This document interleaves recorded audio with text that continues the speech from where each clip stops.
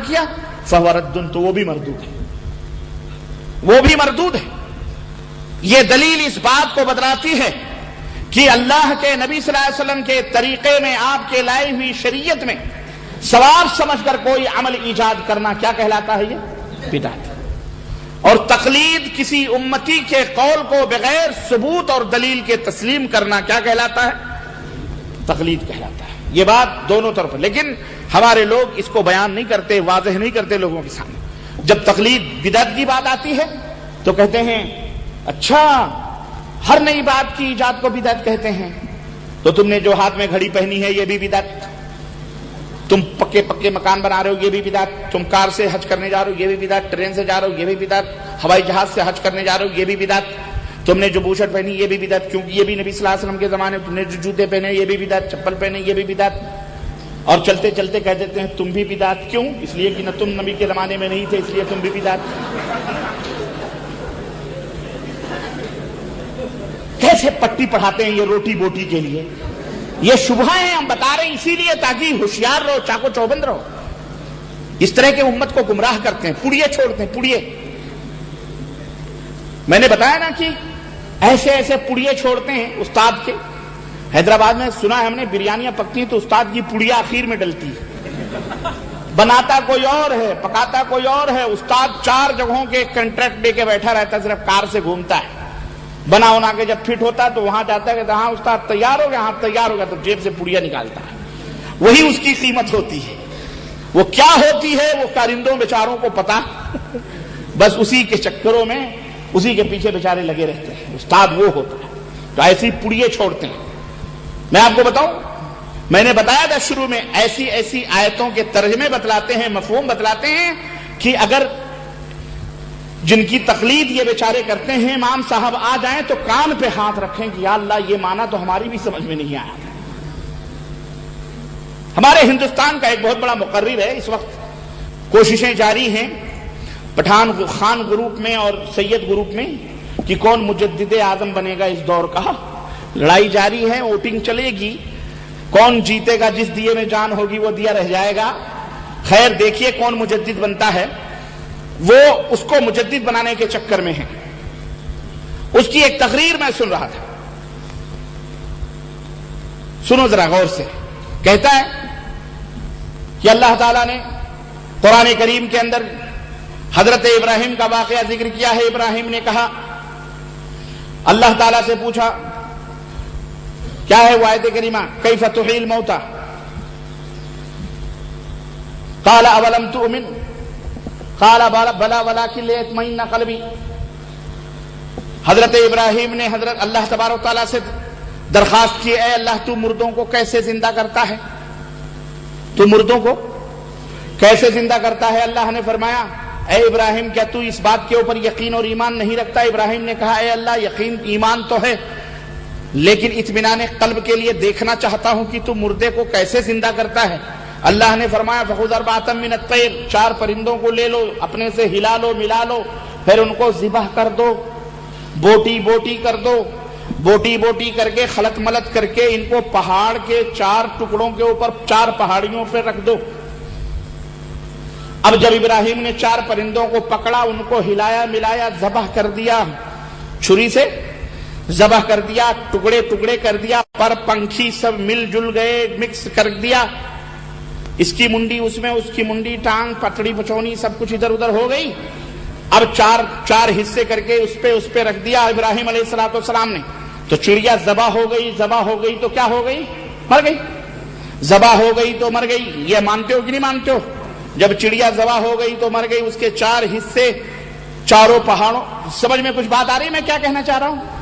نہیں آ رہی ہے؟ ابھی سنو کیا کہنا چاہ رہا ہوں، اور سمجھ گئے ہو تو بیٹھے رہو۔ جب پہاڑوں کے 4 ٹکڑوں کے اوپر اس کو رکھ دیا، پھر اللہ تبارک تعالیٰ نے حضرت ابراہیم سے کہا، ثم ادعهن یاتینک سعیا، اے ابراہیم پھر ان ذبح کی ہوئی مری ہوئی چڑیوں کو پکارو، ان چڑیوں کو پکارو۔ ابراہیم نے پکارا، وہ چڑیے آ گئیں، تو ابراہیم نے مری ہوئی چڑیوں کو پکارا۔ تو جب مری ہوئی چڑیوں کو پکارنا جائز ہے تو ولیوں کو پکارنا جائز کیوں نہیں ہے؟ اللہم صلی علی سیدنا مولانا محمد صلی اللہ علیہ وسلم۔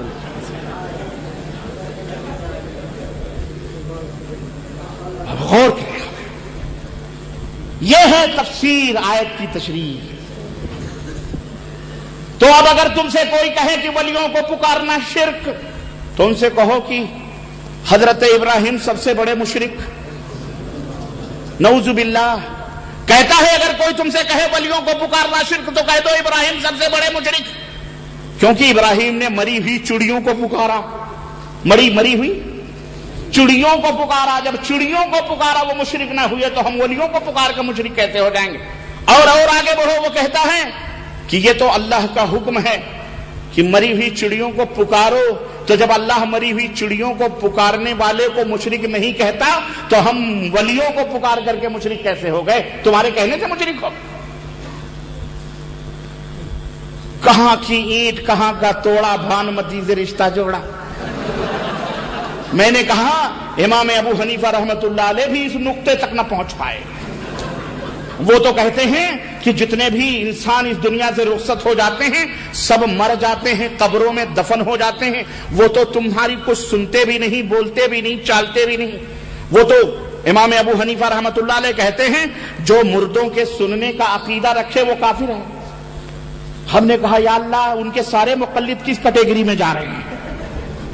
اسی لیے میں کہتا ہوں کہ جب امام صاحب انشاءاللہ جنت میں جائیں گے تو ادھر سے کوئی ہری جھنڈی لے کے نکلے گا، کوئی ہری پگڑی لے کے نکلے گا، کوئی ادھر سے نکلے گا، کوئی امام صاحب دنیا میں ہم آپ کی تقلید کرتے، امام ہے کیا کون مشرک بدعتی چلا مردودو، تم ہمیں تھوڑی تقلید کر دیتے. کہاں جاؤ گے؟ اللہ کی قسم امام صاحب دھتکار دیں گے، یاد رکھو.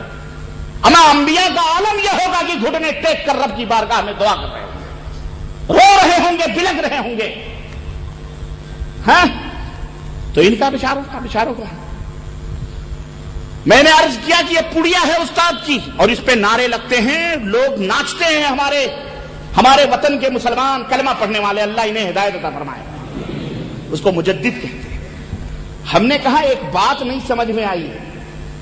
دیکھو جھوٹ بولنے والا جو ہوتا ہے، چور، کہیں نہ کہیں ایسی نشانی ضرور چھوڑ کے جاتا ہے جہاں پکڑ میں آ جائے تھوڑی سی محنت کرنا پڑتی ہے. ہم نے کہا یہ کہتا ہے چڑیا ذبح ہو گئیں تو مر گئیں، تو مری ہوئے چڑیوں کو پکارنا جائز ہے. تو یہ اولیاء کے بارے میں اس کا مطلب، اس کا عقیدہ یہی ہے کہ وہ مر چکے ہیں. تو ایک طرف تو کہتا ہے زندہ ہیں، دوسری طرف کہتا ہے مر چکے ہیں. اب اس میں اس کی کون سی بات صحیح ہو سکتی؟ تضاد بیانی دیکھیں میرے بھائیوں، میرے دوستوں اور عزیزوں. یہ ہے اپنے فہم اور اپنے سمجھ کی تفسیر. ہم نے کہا ہمیں نبی علیہ الصلوۃ والسلام نے اپنے صحابہ کو، صحابہ نے تابعین کو، تابعین نے تبع تابعین کو یہ معنی اور مطلب نہیں بتلایا جو تم ہمیں 1400 برس کے بعد سکھا رہے ہو. خود امام ابو حنیفہ رحمت اللہ علیہ. اب تقلید ہر چیز میں ہونی چاہیے نا بھائی، آدھا تیتر آدھا بٹیر تو نہیں ہونا چاہیے. ارے ہم تو نبی علیہ الصلوۃ والسلام کی اتباع کرتے ہیں، ایمان میں بھی، عقیدے میں بھی، توحید میں بھی، سنت میں بھی، عمل میں بھی، اخلاق میں بھی، معاملات میں بھی، سیاسیات میں بھی، ہر معاملے میں ہمارا یہ عقیدہ ہے کہ نبی صلی اللہ علیہ وسلم کی اتباع اور پیروی کی جائے، اٹھنے بیٹھنے سونے جاگنے میں. لیکن یہ ایسے ہوشیار لوگ ہیں کہ انہوں نے دودھ میں سے جیسے مکھی نکال کے پھینک دی جاتی ہے، عقیدے کے معاملے میں امام ابو حنیفہ رحمت اللہ علیہ کو نکال کے باہر پھینک دیا.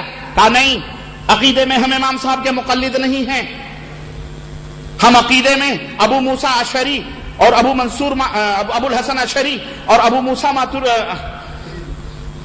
منصور ماتریدی اور ابو الحسن اشعری کے ہم اصول میں ان کو مانتے ہیں. اب یہ اشعری ماتریدی کون ہیں یہ تفصیل ہے، چھوڑو، یہ بھی اہل سنت والجماعت سے باہر ہیں، یہ صفات کے منکرین کی جماعت ہے، چھوڑو ان کو. کہتے ہیں ہم عقیدے میں امام صاحب کو نہیں مانتے، اب ہم فروع مسائل میں، جزیات میں امام صاحب کے مقلد ہیں. ہم نے کہا واہ، میٹھا میٹا حق، کڑوا کڑوا تو عقیدے میں تم نے امام صاحب کو کیوں انکار کر دیا؟ کیوں؟ عقیدے میں امام صاحب کو مانو گے تو ٹوٹل کفر کے دلدل میں پھنسے